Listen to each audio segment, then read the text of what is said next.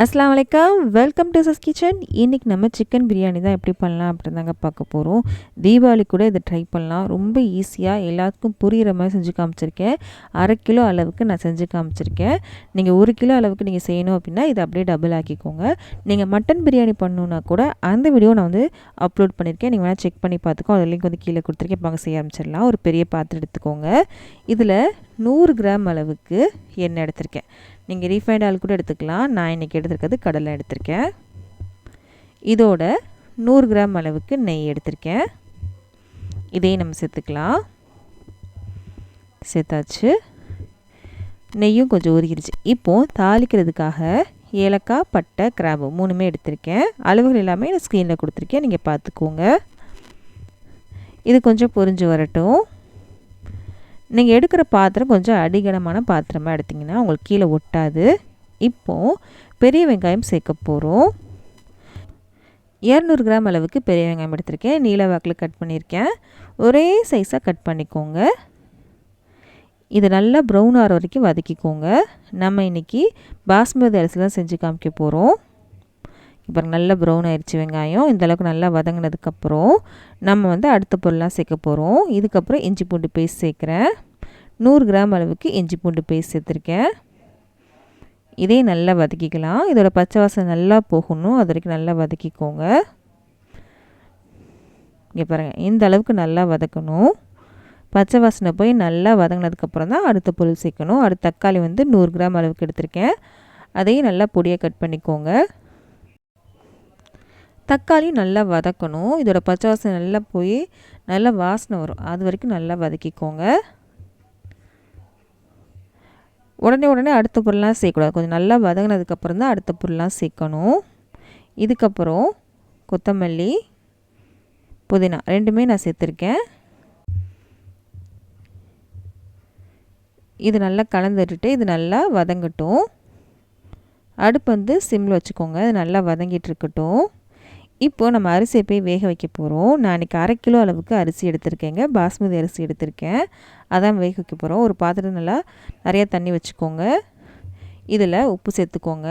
உப்பு சேர்த்துட்டு நான் இந்த கிளாஸ் இப்போ காமிக்கிறேன் பார்த்தீங்களா, இந்த கிளாஸில் 2 கிளாஸ் அளவுக்கு எடுத்திங்கன்னா 1/2 கிலோ வரும். நீங்கள் 1/2 கிலோ அளவுக்கு தான் நான் சொல்லியிருக்கேன். அது வந்து ஒரு 10 நிமிஷமாக தண்ணியில் ஊறிட்டு இருந்துச்சு. தண்ணியெலாம் வடிகட்டு இந்த அரிசி மட்டும் இப்போ சேர்த்துக்கலாம். இதில் கொஞ்சமாக கொத்தமல்லி, எண்ணெய், லெமன் ஜூஸ் சேர்க்குறோம். 1 டேபிள் ஸ்பூன் அளவுக்கு லெமன் ஜூஸ் எடுத்துக்கோங்க. லெமன் ஜூஸ் எதுக்கு சேர்க்குறோம் அப்படின்னா அரிசி வந்து ஒன்றோட ஒட்டாமல் இருக்கணும் அப்படின்றதுக்காக தான் நம்ம வந்து லெமன் ஜூஸ் எடுத்துருக்கோம். இது வந்து ரொம்ப நேரம் வேகணும்னு அவசியம். தண்ணி வந்து சலசல கொதிக்கணும்னு கூட அவசியம் இல்லை. 2 நிமிஷம் மட்டும் அடுப்பில் இருந்தால் போதும். அடுப்பு வந்து ஃபுல்லாக இருக்கட்டும். இங்கே பாருங்கள், நம்ம போட்டு அரிசி வந்து லைட்டாக வேக ஆரம்பிச்சிருக்கு. 2 நிமிஷத்துக்கு அப்புறம் இந்த அளவுக்கு வெந்தாலே போதும் நமக்கு.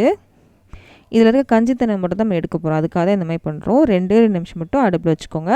இப்போது தண்ணியெலாம் வடிகட்டிட்டு அரிசி வந்து ஒரு சலடில் போட்டு வச்சுருக்கேன். இங்கே பாருங்கள், அரிசி பாருங்கள் எந்த அளவுக்கு உதிரியாக இருக்குது அப்படின்னு. இப்போ போய் பாருங்கள், மசாலாவை பாருங்கள் எந்த அளவுக்கு நல்லா வதங்கியிருக்கு அப்படின்னு. இப்போது இதில் 4 பச்சை மிளகாய் சேர்த்துருக்கேன். இந்த அளவுக்கு நல்லா வதங்கணும். இதுக்கப்புறம் நம்ம அடுத்த பொருள்லாம் சேர்க்கலாம்.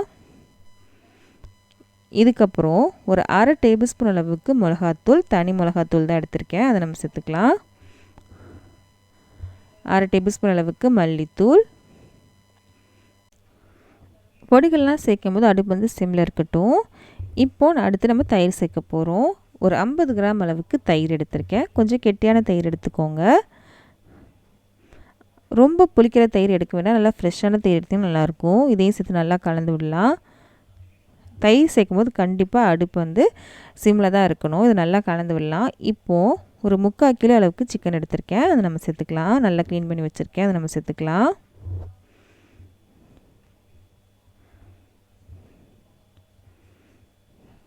இந்த மசாலா தான் நம்ம சிக்கனை வேக வைக்க போகிறோம். சிக்கன் வந்து சீக்கிரமாகவே வெந்துடும். அதனால் நம்ம தனியாக வேக வைக்கணும்னு அவசியம் இல்லை. மட்டன் மாதிரி இதில் நல்லா கலந்து விடலாம்.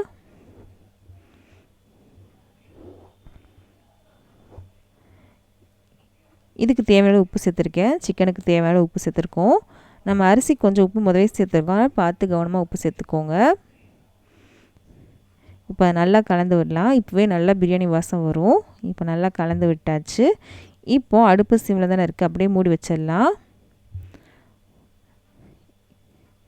இப்போ பாருங்கள், நல்லா 2-3 தடவை நல்லா கலந்து விட்டேங்க.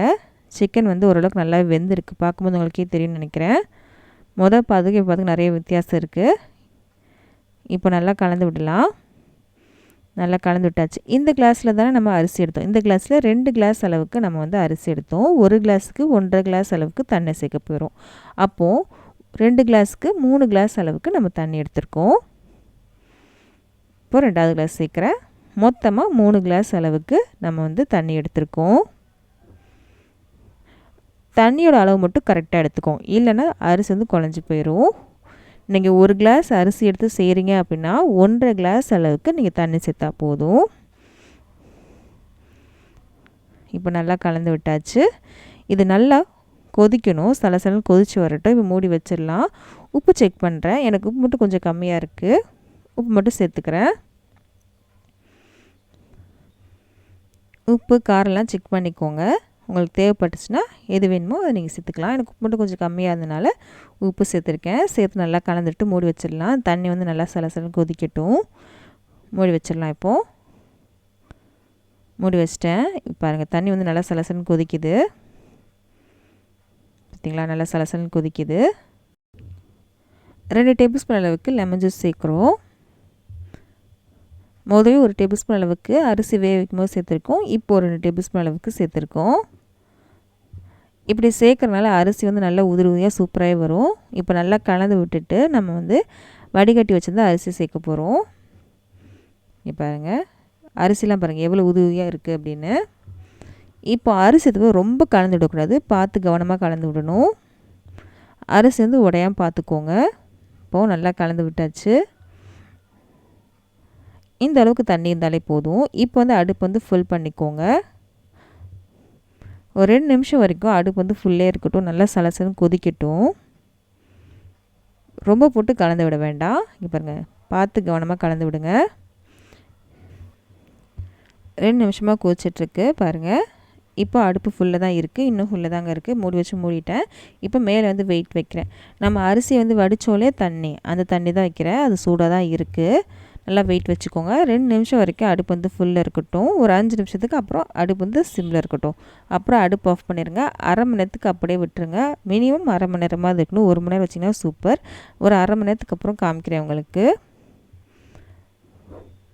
எவ்வளோ சூப்பரான பிரியாணி ரெடி ஆயிடுச்சுன்னு பாருங்கள். செம்மையாக கலரும் வந்திருக்கு, எந்த ஒரு ஆர்டிஃபிஷியல் கலருமே இல்லை. கீழே நமக்கு கொட்டாது. அரிசியும் பாருங்கள் நல்லா உதிரி உதிரியாக செம்மையாக வந்திருக்கு. கண்டிப்பாக இந்த மாதிரி சிக்கன் பிரியாணி கண்டிப்பாக ட்ரை பண்ணி பாருங்கள், சூப்பராகவே இருக்கும். பாருங்கள், கீழே நமக்கு ஒட்டவே இல்லை, செம்ம சூப்பராக வந்துச்சு. கண்டிப்பாக இதே மாதிரி ட்ரை பண்ணி பாருங்கள், எல்லாத்துக்கும் ரொம்ப பிடிக்கும்னு நம்புகிறேன். பிடிச்சிச்சு அப்படின்னா ப்ளீஸ் நம்ம சேனலை சப்ஸ்கிரைப் பண்ணிடுங்க, பக்கத்தில் இருக்க பெல் பட்டனை கிளிக் பண்ணிடுங்க. அப்போ தான் இனிமேல் போட போகிற எல்லா வீடியோவும் சேரும். இப்போது தம் உடச்சதுக்கப்புறம் திரும்ப தட்டு போட்டு மூடும்போது தட்டோட வேர்வை தண்ணிலாம் பிரியாணி விழுகும், அப்போ வந்து நல்லா இருக்காது. அதனால் இந்த மாதிரி இலையை போட்டு வச்சுட்டு அதுக்கப்புறம் மூடி போட்டிங்கன்னா இதோட வேர்வை தண்ணி வந்து இலையில் மட்டும்தான் விழுகும். அப்போ உங்களுக்கு பிரியாணி எந்த ஒரு டேஸ்ட்டும் டிஃப்ரெண்ட் ஆகாது. இதை கண்டிப்பாக ட்ரை பண்ணி பாருங்கள், எல்லாத்துக்கும் பிடிக்கும். ப்ளீஸ் சப்ஸ்கிரைப் பண்ணிடுங்க, அதே மாதிரி லைக் பண்ணுங்கள். அப்போ தான் இந்த வீடியோ வந்து நிறைய பேருக்கு ரெக்கமெண்ட் ஆகும். அனைவருக்கும் தீபாவளி நல்வாழ்த்துக்கள்.